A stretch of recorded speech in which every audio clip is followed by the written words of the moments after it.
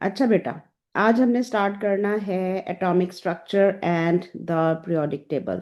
ठीक है। Atomic structure और पीरियोडिक टेबल ये दोनों एक दूसरे से रिलेटेड हैं। पहले ऐसे होता था कि सिर्फ एटॉमिक स्ट्रक्चर होता था, उसके साथ पीरियोडिक टेबल की हेडिंग नहीं होती थी। लेकिन अब चूंकि हमने इलेक्ट्रॉन्स की अरेंजमेंट करनी होती है इन शेल्स, तो वो चीज़ें हमें बहुत सारी इंफॉर्मेशन देती हैं पीरियोडिक टेबल के हवाले से भी और आपके एटॉमिक स्ट्रक्चर के हवाले से भी। तो एज इट इज आपसे ये तो नहीं पूछा जाता डायरेक्ट, तो क्वेश्चन नहीं आता कि जी एटॉम एटम का स्ट्रक्चर बताएं। वो आपको टेबल की फॉर्म में आता है, एक टेबल फिल करना होता है आपने, या उसके बारे में जो है कुछ बहुत ज़रूरी और बेसिक सी बातें जो हैं वो आपसे पूछी जाती हैं। इसके पास पेपर्स भी हम करेंगे, लेकिन उससे पहले जो है हम अपना सिलेबस एक दफ़ा रिव्यू कर लेते हैं कि स्ट्रक्चर क्या है हमारे एटम का। देखो, एटम को हम बहुत मतलब कैजुअली ये वर्ड यूज करते हैं, जिसका मतलब ये होता है कि एक ऐसा छोटा पार्टिकल है जिसको हम मजीद डिवाइड नहीं कर सकते। ठीक है ना। जैसे हमें पता है कि एटम में इलेक्ट्रॉन्स होते हैं, प्रोटॉन्स होते हैं, न्यूट्रॉन्स होते हैं। प्रोटॉन्स और न्यूट्रॉन्स न्यूक्लियस में होते हैं, इलेक्ट्रॉन्स जो हैं वो उसकी शेल के अराउंड जो है वो मूव कर रहे होते हैं। ठीक है। इस तरह का स्ट्रक्चर होता है। ये देखो कि ये आपका जो है न्यूक्लियस है, ये वाला जिसके साथ रेड लाइन लगी हुई है। अब मैं इसको ब्लू के साथ थोड़ा हाईलाइट कर देती हूँ। ये आपका न्यूक्लियस है जिसके अंदर प्रोटॉन्स हैं और न्यूट्रॉन्स हैं। न्यूट्रॉन्स जो है वो ब्लू मार्क हुए हुए हैं, प्रोटॉन्स के जो है पॉजिटिव साइन से किया हुआ है हमने, इलेक्ट्रॉन्स जो हैं वो नेगेटिव साइन और येलो से आपका शो हो रहा है। तो आप देख रहे हैं कि यहाँ पे ये गोल रिंग बने हुए हैं, इनको शेल बोलते हैं, और इसके अंदर जो है ये इलेक्ट्रॉन्स हमने अरेंज किए हुए हैं। और इनको अरेंजमेंट जो है उसी को कॉन्फ़िगरेशन बोलते हैं। तो ये देखने में एक एटम आपको नजर आ रहा है, लेकिन अगर इन्हीं एटम के जो पार्टिकल्स हैं, ये सब एटॉमिक पार्टिकल्स या फंडामेंटल पार्टिकल्स जिसको हम बोलते हैं, अगर इनको लैदा लैदा कर दें यानी कि एटम को ब्रेक कर दें, तो हमारे पास तो फिर कुछ भी नहीं बचेगा ना। तो atom is the smallest unit, या एक ऐसी चीज है जिससे मिलके ही आगे सारी चीजें बनी हैं। तो एटम के जो पार्टिकल्स हैं, they are basically protons, electrons and neutrons. तो अगर हम एटॉमिक स्ट्रक्चर को डिस्क्राइब करें कि एक सेंटेंस में हमें बताना है कि एटम क्या होता है, उसका स्ट्रक्चर क्या होता है, तो बेसिकली एटम जो है उसका सेंट्रल में एक न्यूक्लियस होता है, और उस न्यूक्लियस में न्यूट्रॉन्स एंड प्रोटॉन्स होते हैं, और उसको जो सराउंड करता है वो इलेक्ट्रॉन्स करते हैं इन अ शेल, जैसे कि अभी मैंने आपको स्ट्रक्चर शो किया। ठीक है। फिर हमारे पास था state the relative charges and relative message of a proton, a neutron and an electron. ये जो बात है ना आपकी, ये जो है आपकी इस टेबल की फॉर्म में शो होती है। ये जो मैंने आपको टेबल बताया, चार्ज टू मास रेशियो, ये एज इट इज टेबल जो है आपने पास पेपर्स में देखा होगा कि एज इट इज ये टेबल आया हुआ होता है। पार्टिकल पूछे होते हैं, इनकम्प्लीटली फिल्ड होता है, आपने इसको कंप्लीट फिल करना होता है। तो पार्टिकल चार्ज और उसकी मास, मास जो है प्रोटॉन और न्यूट्रॉन्स का ऑलमोस्ट सेम होता है, one atomic mass unit and one atomic mass unit. इन दोनों को प्लस करते हैं तो ही आपका मास बनता है। ठीक है। अच्छा, उसके बाद ये है कि आपकी एटॉमिक मास यूनिट जो है, इसकी यूनिट होती है because atom is so small, so small कि हम उसको नॉर्मल किसी डिवाइस से मेजर ही नहीं कर सकते हैं ना उसका मास। ठीक है। जैसे अगर मैं आपसे कहूँ कि जी 1 ग्राम मेजर करते हैं, तो हम कर सकते हैं, इवन 0.1 ग्राम भी हम मेजर कर सकते हैं, लेकिन एटॉमिक मास यूनिट को मेजर करना हमारे लिए पॉसिबल नहीं होता। तो this is a very very specific unit for mass of the atom, उसको हम एटॉमिक मास कहते हैं। तो इनकी चार्जेस जो हैं वो हम देख लेते हैं। चार्जेस जो हैं obviously the proton has a +1 charge. यहाँ पे पॉजिटिव लिखा हुआ है बट इट शुड बी +1। ठीक है। ये जो है पॉजिटिव का वर्ड अगर हम खत्म कर देते हैं तो it should be +1। And electrons they carry -1 charge. ठीक है। और न्यूट्रॉन्स के ऊपर कोई चार्ज नहीं होती, निल होती है। और मास जो है प्रोटॉन का 1 atomic mass unit, neutron is also 1 atomic mass unit, and the electron mass is 1/1840, और इवन 0.00 भी आप लिख सकते हैं। ठीक है। तो ये masses जो हैं ये आपने ऑब्वियसली याद करने हैं, इनकी चार्जेस याद करनी है। और इनका जो है ना आपने मैसेज याद करने की जरूरत इसलिए है कि सिर्फ प्रोटॉन और न्यूट्रॉन का याद करना है। एटॉमिक मैसेज चूंकि आपको पीरियोडिक टेबल में गिवन होते हैं, इसलिए उनको आपने याद नहीं करना। यहाँ पे एक एग्जांपल है, जैसे सोडियम की जो एटॉमिक मास होता है वो 23 एटॉमिक मास यूनिट होता है ना।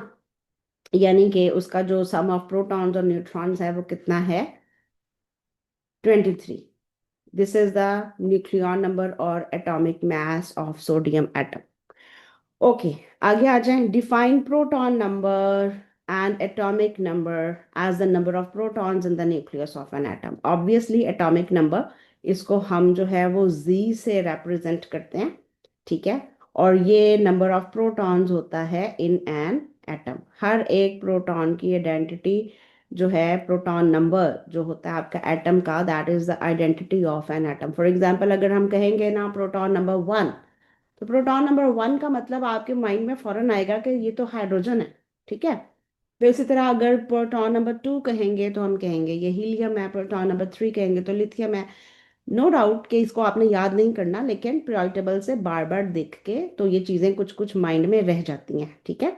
तो पीरियोडिक टेबल जो है आपने कंसल्ट करना है ताकि आपके उसमें चांसेस ना हो मिस्टेक के। Okay, then define mass number or nucleon number. The mass number or nucleon number is the same thing, that is the total number of protons and neutrons in the nucleus of an atom. इसको हम mostly A बोलते हैं, और ये AR भी कहलाता है। AR क्यों कहलाता है इसको हम पढ़ेंगे मोल्स में, लेकिन फिलहाल आपने यही याद रखना है कि A is equal to AR। A is atomic mass और nucleon number, AR is the relative atomic mass और relative nucleon number, दोनों टर्म सेम हैं। ओके, उसके बाद है determine the electronic configuration of elements and their ions with proton number 1 to 20। For example 283, this is the configuration of aluminium ion, ठीक है। Aluminium not ion, aluminium atom, ठीक है। Aluminium atom का जो है वो प्रोटॉन नंबर जो है वो 13 होता है। तो ऑब्वियसली इसकी जो अरेंजमेंट हमने करनी है वो आगे अभी मैं आपको कंप्लीट करके शो करती हूँ, ठीक है। तो यहाँ पे जो चीज़ें इंपॉर्टेंट देखनी है वो ये देखनी है कि group 8 noble gases have a full outer shell electrons। ये नोबल गैसेस इसीलिए होती हैं कि इनके आउटर इलेक्ट्रॉन्स कंप्लीट होते हैं, आउटर शेल में नंबर ऑफ इलेक्ट्रॉन्स कंप्लीट होता है। ये दो रूल्स होते हैं, duplet and octet rule. The number of outer shell electron is equal to the group number in group 1 to 7। Obviously group number shows the number of outer electrons, ठीक है। ये लिखा हुआ है आगे नेक्स्ट डिटेल में, लेकिन वो भी मैं आपको वो दिखाती हूँ अभी फाइल, तो हम उसको डिटेल में कर लेते हैं। उसके बाद the number of occupied electron shells is equal to the period number. यानी कि पीरियड नंबर आपको क्या शो करता है, पीरियड नंबर आपको शेल नंबर शो करता है कि उसमें कितनी शेल्स हैं, एक एटम में कितनी शेल्स हैं, ठीक है। जैसे फॉर एग्जांपल ये आपको एक एटम नजर आ रहा है, इसकी दो शेल्स हैं, ठीक है। ये फर्स्ट शेल है, इसको के कह लेंगे। ये सेकंड शेल है, इसको एल कह लेंगे। थर्ड शेल होती तो वो एम होता, फोर्थ शेल होती तो वो एन होता। जैसे अगर हमने 20 नंबर ऑफ पार्टिकल्स तक जाना है और उसको ड्रॉ करना है, तो हम देखेंगे कि उसमें हमारी जो है 4 नंबर तक मैक्सिमम शेल्स जो है ना वो उसमें आती हैं, ठीक हो गया। ओके, अब आ जाते हैं हम थोड़ा सा नेक्स्ट पे, ठीक है। इसमें हम नेक्स्ट कर लेते हैं अपनी फाइल को।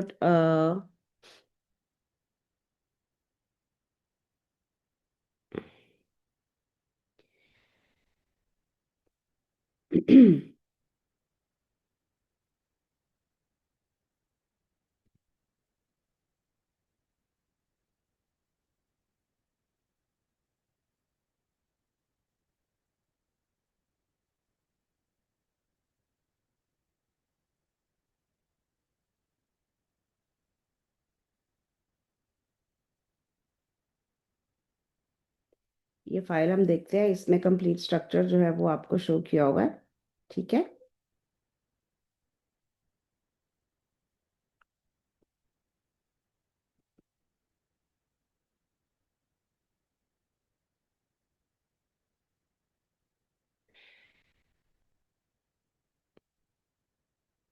ये देखें, ये आपको फाइल शेयर हो रही है आपके साथ।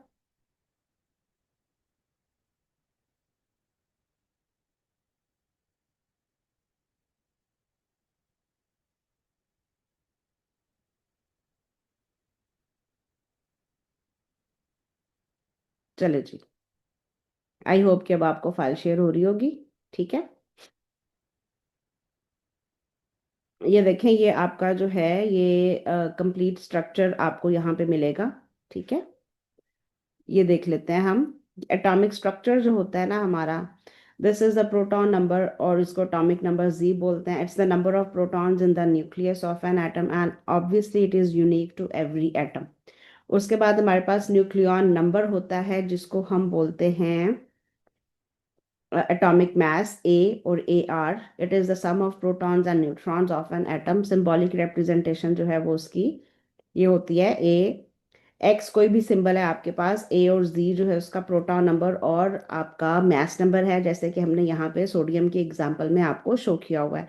तो ऑब्वियसली अगर आपके पास प्रोटॉन्स हैं और टोटल मास है एटम का, तो आपने अगर उसमें से न्यूट्रॉन्स निकालने हैं तो आपको उसमें न्यूट्रॉन्स जो हैं वो A-Z करके निकालने पड़ेंगे. ये बहुत छोटा सा क्वेश्चन है और मोस्टली 1 मार्क का आता है, इसलिए आपने इसमें गलती बिल्कुल भी नहीं करनी.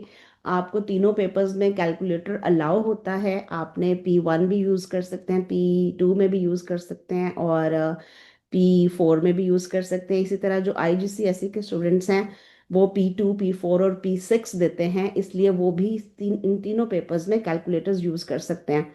तो इसलिए जो है आप छोटी छोटी कैलकुलेशंस जो है ना वो आप ध्यान से करेंगे ताकि आपको उसमें प्रॉब्लम ना हो. और एक एक मार्क जो है दैट्स वेरी इंपॉर्टेंट, आपने उसको लूज नहीं करना और एक एक मार्क के लिए आपने जो है ना प्रॉपर अपनी वर्किंग करनी है. ओके, अब यहाँ पे कुछ इंपॉर्टेंट बातें लिखी हुई हैं. That atoms are electrically neutral, they have no charge because they have equal number of protons and electrons and the positive charge of proton is cancelled by the negative charge of electrons. That is why they are neutral. Atoms, they are mostly neutrals because their number of protons and electrons are same. Okay, next comes the electronic configuration. Electronic configuration की हमने पहले भी बात की. Electronic configuration होता है electronic configuration arrangement of electrons around the nucleus configuration. और इसका दूसरा नाम जो है वो आपका इलेक्ट्रॉनिक स्ट्रक्चर भी है. इलेक्ट्रॉनिक स्ट्रक्चर और इलेक्ट्रॉनिक कॉन्फ़िगरेशन ये सेम बात है, इसमें कोई जो है वो प्रॉब्लम नहीं है. हाँ, ये ज़रूर हो सकता है कि आपसे सिंपली पूछा हुआ हो कि जी राइट द इलेक्ट्रॉनिक स्ट्रक्चर. तो राइट द इलेक्ट्रॉनिक स्ट्रक्चर का मतलब ये है कि आपने उसको जो है शेल्स में और पीरियड्स में प्रॉपर डिवाइड करके तो आपने फिर उसको बताना है. जैसे फॉर एग्जांपल अब हम यहाँ पे मैग्नीशियम का कर लेते हैं. ठीक है, magnesium has a proton number of 12. तो अगर आपने इस 12 को करना है अरेंज तो इट विल बी 2, 8 एंड 2. अब गौर करें, ये 3 डिजिट्स हैं. 3 डिजिट्स शो कर रहे हैं आपके 3 नंबर ऑफ शेल्स. ठीक है, और हर शेल में कितने इलेक्ट्रॉन है वो ये डिजिट शो कर रहा है. पहला डिजिट 2 है तो इट मीन्स कि पहले शेल में 2 इलेक्ट्रॉन, सेकंड शेल में 8 इलेक्ट्रॉन्स और थर्ड शेल में 2 इलेक्ट्रॉन्स. अगर इसको आपने ड्रॉ करना है तो it will be like this. मैंने मैग्नीशियम की एग्जांपल दी है आपको इसलिए कि पहले ही हमने 20 के 20 ड्रॉ किए हुए हैं. अगर फिर भी अगर किसी स्टूडेंट को उसमें प्रॉब्लम आता है तो मुझे बता दीजिए, मैं आपको करवा दूंगी. या आप जो है इसको कंप्लीट करके मुझे सेंड कर दीजिए तो मैं चेक कर लूंगी. ठीक है, ये देखें, ये 2 इलेक्ट्रॉन्स हमारे आउटर शेल में आ गए. तो इस तरह से इसको आपने लिखना है. ये लिखने में हो गया, वो ड्राइंग में हो गया. ये आपकी ड्राइंग हो गई, इसको हम ड्राइंग बोलते हैं. ठीक है, और अब ये देखें कि इस इलेक्ट्रॉनिक कॉन्फ़िगरेशन से आपको बहुत सारी बातें पता चल सकती हैं. सबसे पहली बात ये कि आपको इसमें से पता चल सकता है, पहला point, shell number. Shell number पता चलेगा तो आपको जो है वो पीरियड नंबर पता चलेगा. ठीक है, यहाँ पे आपके पास 3 शेल्स के 3 डिजिट्स दिए हुए हैं तो 3 पीरियड नंबर यहाँ पे आपको पता चलेगा. दूसरे नंबर पे आपको ग्रुप नंबर पता चलेगा. ग्रुप नंबर कैसे पता चलेगा, उसमें जो है वो आउटर इलेक्ट्रॉन्स जो होंगे आपके वो आपको ग्रुप नंबर्स जो हैं वो शो करेंगे. ठीक है, उसके बाद नंबर 3 पे जो आपको पता चलता है वो ये पता चलता है कि is this an atom belongs to metal और नॉन मेटल. ठीक है, मेटल होगा या नॉन मेटल होगा तो ये पता चल जाता है आउटर इलेक्ट्रॉन से. ठीक है, लेस देन 3 आउटर इलेक्ट्रॉन्स, बल्कि यूं कहना चाहिए लेस देन 4. ठीक है, लेस देन 4 या 4 इलेक्ट्रॉन्स, बल्कि 4 वाला जो है वो मोस्टली प्लस माइनस में आता है. तो हम इस तरह से कर लेते हैं कि अगर आपके पास 3 इलेक्ट्रॉन्स है ना, up to 3 outer electrons, up to 3 outer electrons, then they are the you can say the metals. Up to three outer electrons, they are metals. ठीक है, और obviously more than three electrons, तो वो क्या होंगे, more than three electrons, then they are non metals. ठीक है, ये कॉन्फ़िगरेशन से देख के भी पता चल जाता है। अगर आप अपने पास पेपर्स खोलेंगे तो उसमें आप देखेंगे कि इस तरह के क्वेश्चंस काफ़ी सारे आए हुए हैं, जिसमें आपने सिर्फ कॉन्फ़िगरेशन से या स्ट्रक्चर से आपने बताना है कि कौन सी मेटल है, कौन सी नॉन मेटल है, और जो है आपके आउटर इलेक्ट्रॉन्स कौन से हैं, कितने हैं, पीरियड नंबर बता दें, शेल नंबर बता दें। तो अगर आप इसके पास पेपर्स आपने कंप्लीट कर लिए हैं तो वेल एंड गुड, और अगर नहीं किए हुए तो मुझे बता दें, उसमें जो प्रॉब्लमेटिक क्वेश्चंस हैं वो मैं आपको सॉल्व करवा दूंगी। ठीक हो गया? तो आप मुझे बताएं कि अगर यहाँ तक समझ आ गई है और इसके अलावा आपने कुछ पूछना है तो मुझे बता दें, ताकि जो है ना मैं उसको देख के कंप्लीट कर लूँ, ताकि आपको मुझे पता चल जाए कि आपका जो है वो कंप्लीट हो गया। ठीक है, अगर मेरी स्क्रीन शेयर पॉज हुई तो बेटा आपने बताना था ना।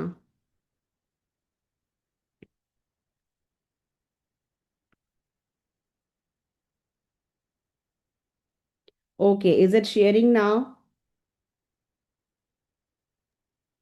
नहीं हो रही थी।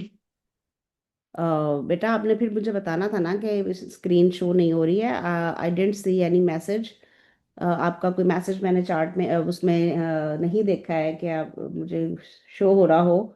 ना चैट में शो हुआ, ना मुझे वैसे ग्रुप में शो हुआ, तो बता दिया करें कि जी आपको ये नहीं, स्क्रीन नहीं शो हो रही थी। चलें ठीक है, ये अब मैं आपको एक दो और एग्जांपल्स देती हूँ उसको करने के लिए। ये देखें, जैसे हम नेक्स्ट एग्जांपल कर लेते हैं। मोस्टली जो आपको वो आता है उसमें से आयंस की कॉन्फ़िगरेशन ज़्यादा आती है, क्योंकि that is like an advance step है आपका, कि जब आप इलेक्ट्रॉनिक कॉन्फ़िगरेशन सीख लेते हैं फिर उसके बाद जब आपने बॉन्डिंग स्टार्ट करनी है तो बॉन्डिंग में फिर आपके पास मैग्नीशियम आयन और ऑक्साइड आयन की कॉन्फ़िगरेशन आपसे ज़्यादा पूछी जाती है, या सोडियम आयन और क्लोराइड आयन की कॉन्फ़िगरेशन आपसे ज़्यादा पूछी जाती है। तो वो उस टाइम पे कर लेंगे साथ, लेकिन अभी जो है वो मैं आपको पोटेशियम और कैल्शियम की बता देती हूँ। ठीक है, पोटेशियम जो है इसका प्रोटॉन नंबर जो है वो 19 होता है। ठीक है, जैसे कि मैंने पहले आपको बताया था कि हमारे पास दो रूल होते हैं। एक होता है डुप्लेट रूल। डुप्लेट रूल का मतलब ये होता है कि you have only one shell, और the atom has only one shell and it must contain two electrons. उसके पास जो है वो इलेक्ट्रॉन्स टू होने चाहिए, two electrons in one shell. ठीक है, और ये कौन कंप्लीट करता है? इसकी एग्जाम्पल होती है हीलियम की, इन ओनली वन शेल। ठीक है, ये आपका हीलियम होता है जिसके पास ये होती है, एक ही शेल होती है और उसमें दो इलेक्ट्रॉन्स होते हैं, टू, ऐसे हम इसको लिखते हैं। ठीक है, तो उसके बाद आ जाता है आपका ऑक्टेट रूल। ऑक्टेट का मतलब एट होता है। ऑक्टेट रूल का मतलब ये होता है कि having eight electrons in outer shell